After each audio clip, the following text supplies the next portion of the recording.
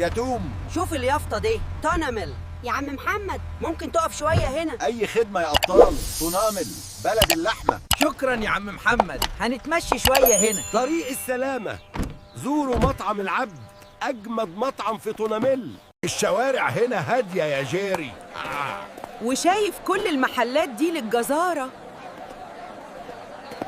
أهلا وسهلا بيكم في طنامل. يا عم الحاج، ليه البلدة دي مشهورة باللحمة؟ شوفوا كمية المواشي هنا، دي مصدر اللحمة، ايه الحلاوة دي؟ كل البلد متخصصة في اللحم. وده اللي يخلي فيه محلات جزارة كتير كده.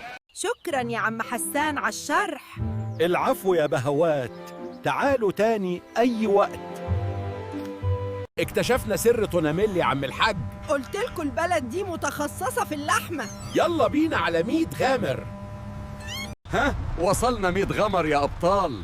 دي أكبر من طنامل بكتير. وشايف العمارات والمحلات. مطعم حواس فين في الزحمة دي؟ اهو يافطة كبيرة، هوس ريستوران. يلا بينا نروح هناك. المطعم زحمة جدا بهي. شكل الأكل بتاعه حلو ليه؟ النهاردة عرفنا سر اللحمة في الدقهلية. كان يوم جميل جدا. يلا بينا نبدأ سفرية جديدة.